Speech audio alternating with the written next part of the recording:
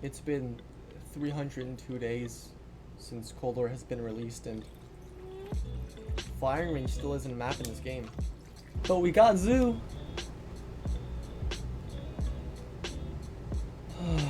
Alright guys, I had to scrap that last recording because the audio was just not doing what I wanted it to do.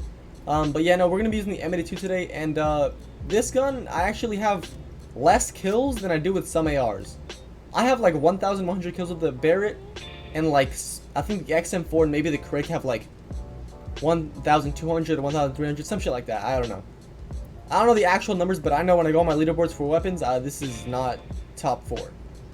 Top 3 is like fucking LW3 Pellington and then the Swiss. I just never liked the Barrett, but it got a buff and then a nerf, but it's actually pretty balanced now. Like, its only downside is that after you shoot, you can't really be as mobile as you'd like to be. That's literally its only downside. But it's actually a pretty fair downside to be a fucking 50 caliber rifle. So honestly, I'm pretty happy with this gun. I want to get a nice closer with it, like at least like a 5 on, hopefully 6 on, some dumb shit. God damn!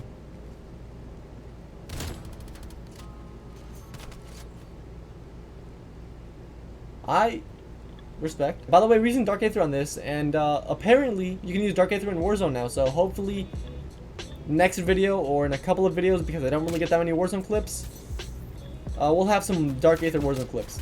I hope. But yeah guys, the Barrett isn't going to be the main topic of the video. As a PC player, I actually got to get my hands on the... Can you fuck off? Oh, annoying with it, man. But yeah, the Barrett was not going to be the main topic of the video. I actually want to talk about the Vanguard beta that came out actually yesterday. As somebody who pre-ordered the game on PC, this guy on Twitter named Impulse Grenades or Shots, I'll link his shit below, he actually gave me a free beta code because I just don't have money to buy it myself. But yeah, I got my hands on the PS4 version of Vanguard, the beta, and it was pretty enjoyable, but I honestly have too many stripes with the game to continue playing it. First of all, my PS4 has massive connection issues, and I couldn't get into a game without having a bunch of packet bursts, or whatever the fuck it's called. And it was just really fucking annoying to actually play on, so I didn't. I played like for like 2 hours, got to level 5. I got my creator class, I used the 3-line rifle, it just wasn't fun. The 3-line rifle's too slow without any attachments. I could have just played until I got attachments, but without the FOV slider, I'm not gonna fucking do that. Yeah, that was a mouthful, but yeah, no, I have too many stripes with the game, man. The maps are fucking massive. They could be ground war maps, honestly. And just give us a regular 3-lane map. Multiple. I'm pretty sure most of the ones in the actual game are going to be 3-lane maps. But yeah, at this point, just the way the game feels, I don't like the Modern Warfare engine, honestly. I could just stay on Cold War for the rest of my fucking life if I wanted to. I love this engine, but I'm going to have to... I already bought the game, man. I'm going to have to play Vanguard. It is what it is. I'll make a montage on it, and then probably, honestly, come back to Cold War, because I love this game, man. It's my comfort game. I can always come back to this engine and just enjoy it and hopefully not get shit on. Maybe not as easily once I spend a whole year on Vanguard, but dude, the maps are way too fucking big. The minimap is just weird. I don't want this fucking ping system on the top of my screen. I want a regular minimap, bro. I'm pretty sure there might be an attachment or like a perk or some shit that you can use to see the minimap regularly or somewhat regularly, but it's just... The base game is not looking good from this standpoint. Like, the blitz shit, there's 3 like pacing ways you can play the game. It's weird, man. There's like a moving hardpoint mode. I mean, that's cool, you know, that's just creativeness. They're just trying to add new shit to the game. That makes sense. There's this system where you can choose the pacing of the game. There's tactical, which is a regular 6v6, which is just regular Call of Duty that plays dog shit because of these massive complex maps that just look like Modern Warfare and feel like Modern Warfare. And then there's, I think, the next one up is like some other shit. I don't know what it's called, but it's a 10v10, and then Blitz, which is a 14v14 on these big ass maps. Like, why the fuck can't we just get regular size maps, aka regular Call of Duty maps, play regular Call of Duty 6v6, and just regular minimap? I don't fucking get it. Hopefully, if they have the regular prestige system, I might actually consider getting back on the game, but I do not want to play this fucking game, dude. Vanguard is absolute fucking dog shit from my standpoint, and if they don't fix so many issues with the fucking game, connection issues, hopefully the PC version is going to be a lot better, but I'm probably mumbling my entire way through this entire little speech I'm giving, but it's just... Vanguard is not looking good for me at this point. I know there's a lot of people that are excited for the game. I was excited for the game before I actually felt the game. The Modern Warfare engine is just not my cup of tea.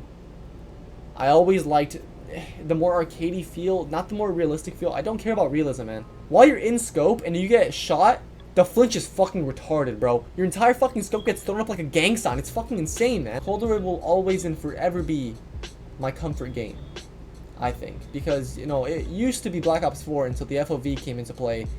Now it's Cold War. I feel like I can just get on this game and relax.